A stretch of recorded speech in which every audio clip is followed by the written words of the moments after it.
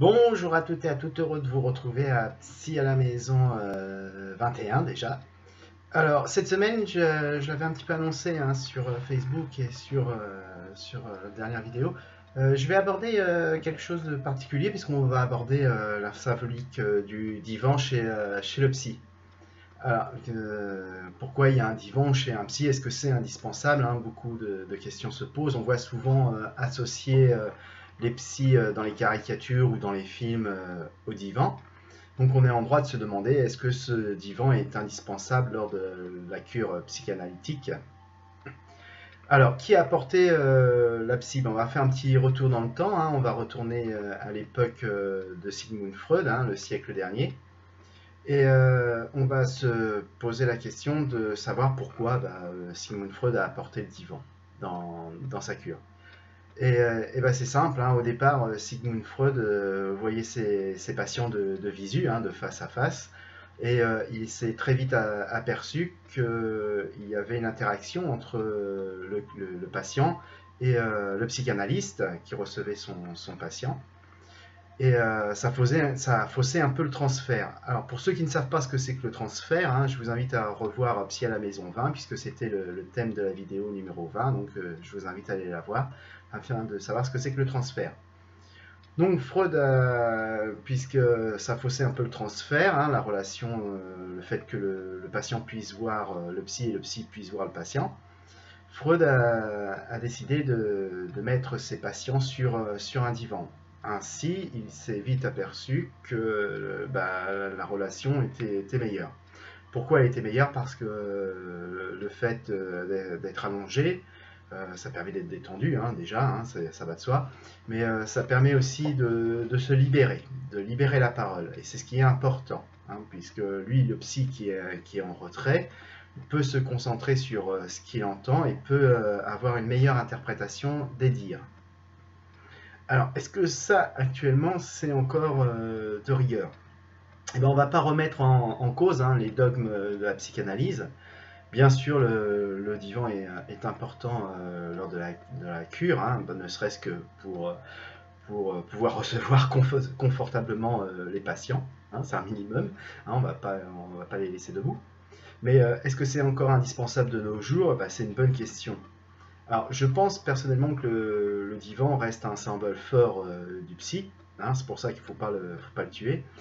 Par contre, notre société a évolué, hein, que ce soit notre société au niveau des mœurs, au niveau social, au niveau des relations entre hommes, femmes, la naissance de la psy de l'enfant, etc., ont amené des choses nouvelles, et évidemment, il faut que la psychanalyse s'adapte. Alors, n'oublions jamais, le psychanalyste doit rester neutre, hein. On l'avait vu, hein, dans la vidéo précédente sur le transfert, hein, c'est indispensable, il faut que le psychanalyste, hein, s'il veut être un bon psychanalyste, reste neutre. Toutefois, on peut pour autant ne pas faire attention à la gestuelle quand on est de façon allongée. Et je trouve ça un peu dommage parce que quand une personne s'exprime, hein, elle s'exprime évidemment par la parole, mais aussi par la gestuelle. Et ça, on ne peut pas l'ignorer. Il faut prendre en compte, hein.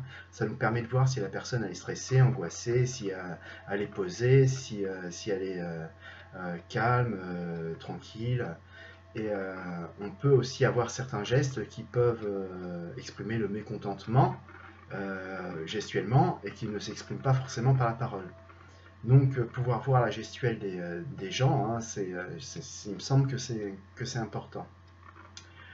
Alors, tout ce qui peut entraver la relation entre le patient et le psy, je viens de vous le dire, c'est important.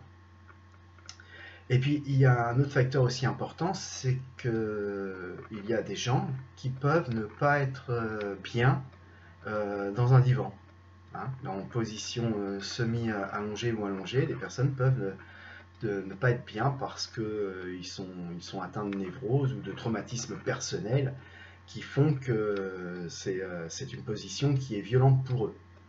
Donc il ne faut pas le négliger. Donc c'est pour ça que je pense personnellement qu'avoir un divan c'est bien, ça reste important, Mais on peut tout à fait avoir un siège, un fauteuil en plus, hein, ce n'est pas interdit. N'oublions pas que l'intelligence c'est l'adaptation, donc il faut que le psy s'adapte, hein, s'adapte aux mœurs en cours, à la société en cours. Et des fois, il est plus aisé de commencer une cure psychanalytique avec une personne assise en face de soi, et après l'amener petit à petit au divan quand la confiance est là, que le travail est en cours et que ça nécessite de progresser. On peut amener la personne à se tourner vers le divan. Hein, on n'est pas obligé systématiquement de dire à la personne bah, allongez-vous et puis parlez-moi. Non, non, ça ne se passe pas comme ça. Surtout de nos jours où c'est un petit peu plus compliqué que ça. Donc je dirais que de nos jours que le patient est roi hein, en quelque sorte, et le patient qui doit faire, et le psy qui doit faire avec, hein, pour avancer et progresser.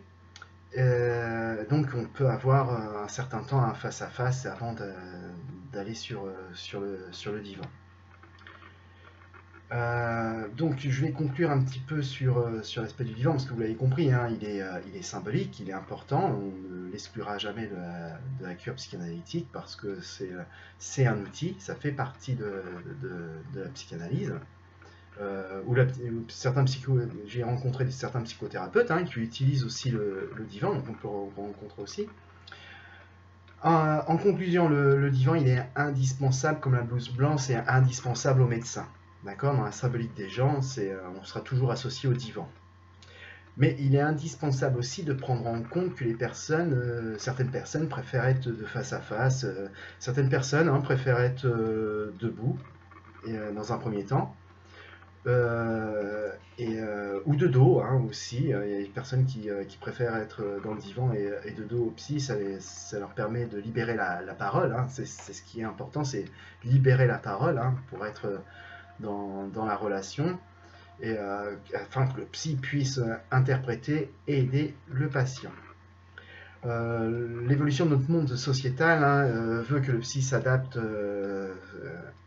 forcément aux patients qu'il reçoit, hein, et sans pour autant arrêter ou aller à l'encontre des dogmes de la psychanalyse. Voilà. J'espère que je vous ai donné un petit peu d'informations sur le divan, et puis je sais que souvent le divan chez le psy est un peu fantasmé. Il n'y a pas de quoi. Dans un premier temps, ça permet au client d'être bien, d'être posé. Ça permet au psy d'écouter, d'entendre. Hein, c'est très, très important, c'est fondamental.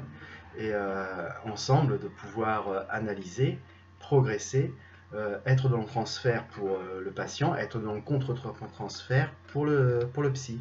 Hein, c'est très important aussi. Je vous remercie de votre attention.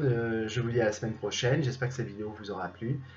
Comme d'habitude, hein, vous pouvez me contacter sur Facebook, sur YouTube. En tout cas, je vous remercie hein, pour toutes les connexions et puis toutes les attentions. Et je vous dis à bientôt pour un nouveau sujet. Bonne semaine à tous. Au revoir.